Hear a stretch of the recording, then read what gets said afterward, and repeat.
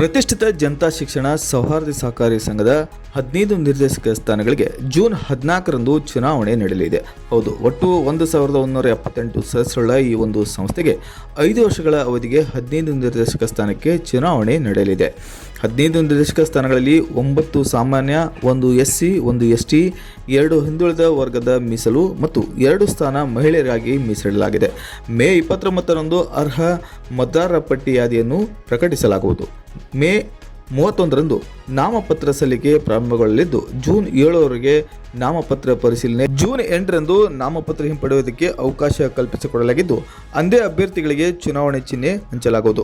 June 10ರಂದು ಮಾದರಿ ಮತಪಟ್ಟಿ ಬಿಡುಗಡೆಗೊಳಿಸಲಾಗುವುದು. June 14ರಂದು ಇಲ್ಲಿನ ಕುಮಾರೇಶ್ವರ ಕಲಾ ಮತ್ತು ವಾಣಿಜ್ಯ ಮಹಾವಿದ್ಯಾಲಯದಲ್ಲಿ ಬೆಳಗ್ಗೆ 9ರಿಂದ 4 ಗಂಟೆವರೆಗೆ ಮತದಾನ ನಡೆಯಲಿದೆ.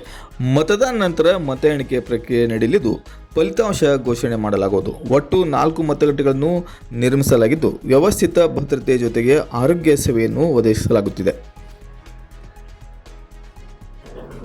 ಈ ಒಂದು ಚುನಾವಣೆಯಲ್ಲಿ ಸಹಕಾರಿ ಸಂಘದ ಲೆಕ್ಕ ಪರಿಶೀಲನಾ ಇಲಾಖೆ ಅಧಿಕಾರಿಗಳಾದ SG ಪ್ರಶಾಂತ್ ಮುಖ್ಯ ಚುನಾವಣಾಧಿಕಾರಿಯಾಗಿ ಮತ್ತು ಸುಭಾಷ್ ಮಾದರ್ ಸಹಾಯಕ ಚುನಾವಣಾಧಿಕಾರಿಯಾಗಿ ಕಾರ್ಯನಿರ್ವಹಿಸಲಿದ್ದಾರೆ. ಜೂನ್ 14ರಂದು ವ್ಯವಸ್ಥಿತ ಚುನಾವಣೆಗೆ ಸಕಲ ಸಿದ್ಧತೆಗಳು ಕೈಗೊಳ್ಳಲಾಗಿದೆ ಎಂದು ಜನತಾ ಶಿಕ್ಷಣ ಸೌಹಾರ್ದ ಸಂಸ್ಥೆಯ ಕಾರ್ಯನಿರ್ವಾಹಕ ಅಧಿಕಾರಿ MH ಬಳಿಗಾರ್ ಅವರು ತಿಳಿಸಿದ್ದಾರೆ.